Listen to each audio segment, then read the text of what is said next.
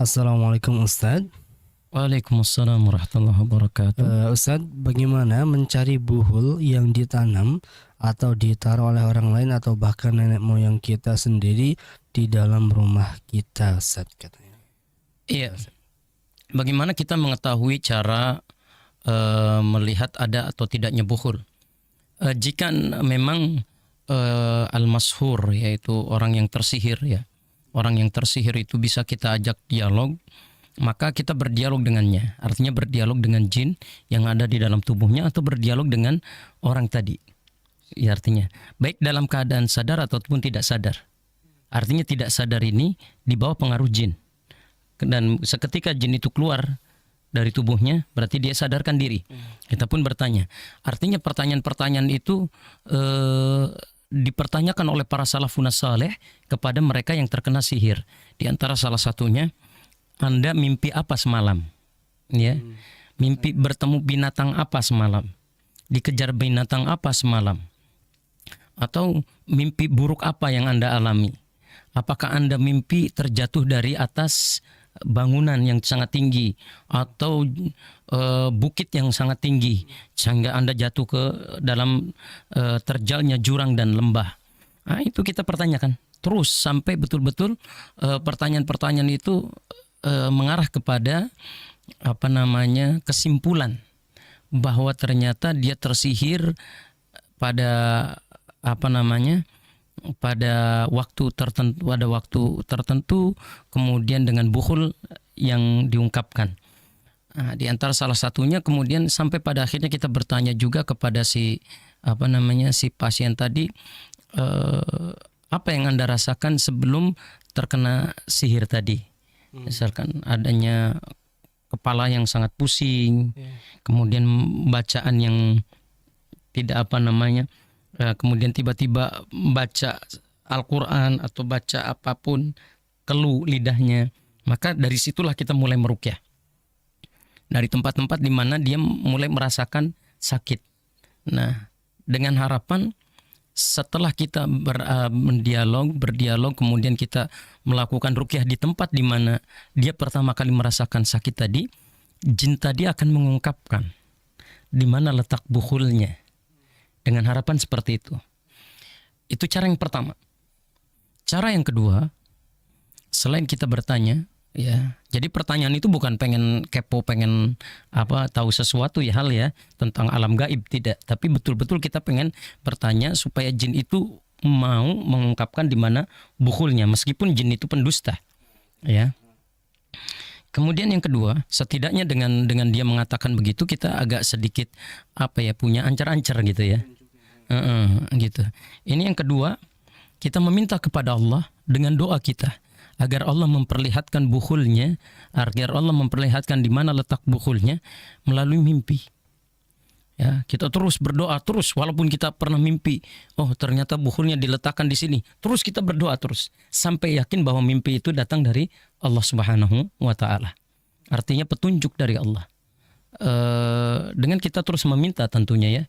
Meminta kepada Allah, doa terus ya Allah di mana letak buhul tadi.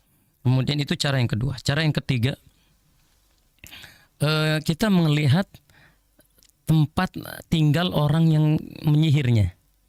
Ya, atau orang yang disihirnya. Ini dua hal ini perlu diperhatikan, yaitu mengetahui tempat tinggal orang yang menyihir, orang yang tersihir tadi, ya. Atau orang yang tersihir tadi kita tahu tempat tinggalnya di mana. Nah, maka cara yang ketiga ini bisa menghadirkan artinya pertanyaan-pertanyaan atau ketentuan-ketentuan yang harus kita lakukan di dua tempat tadi. Jika kita mengetahui tempat orang yang menyihirnya, maka lakukanlah upaya persuasif tentunya, ya. Persuasif, mengajak ya. Kemudian agar si penyihir ini, orang yang menggunakan jasa dukun untuk menyihir ini, setidaknya kita tahu jarak tempat dukun orang dari rumah tadi, ya. Kemudian di sekitar itulah bukhul itu tertanam. Ya artinya misalkan rumahnya maaf ya. Rumahnya misalkan di Talun. Ya. Berarti setidaknya kita mengetahui mana ada yang buka praktek perdukunan di sekitar Talun. Ya, maksudnya seperti itu. Maka di sekitar itulah kita mencari. Ya, atau di sekitar rumah orang yang menyihirnya. Kita cari, entah itu ditanam, entah itu di mana dan sebagainya. Tentu kita tetap meminta doa kepada Allah Subhanahu wa taala agar diperlihatkan, ya. Atau tempat yang kedua adalah menanyakan rumah orang yang disihir. Bisa jadi orang yang tersihir itu ada di Surabaya, padahal dia rumahnya di Cirebon, kan gitu. Bisa jadi dia itu orang mana Kabupaten Cirebon, tapi tinggal di kota Cirebon, kan gitu. Nah, rumahnya di mana? Misalkan rumahnya di Kabupaten Cirebon. Nah, kita cari rumahnya, maka bisa jadi bukhul itu tertanam di sekitar rumahnya, ya.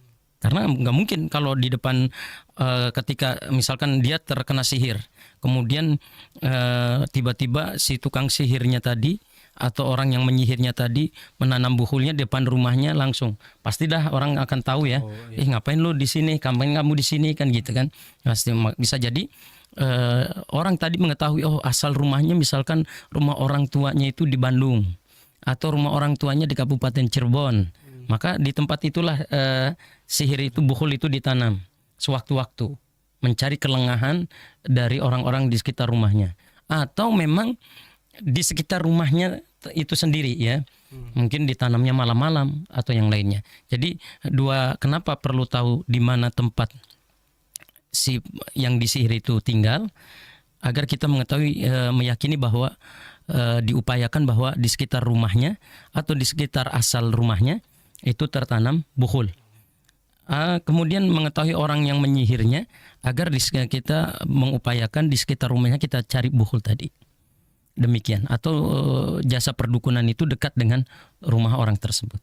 Ya, demikian. Wallahu ta'ala besar.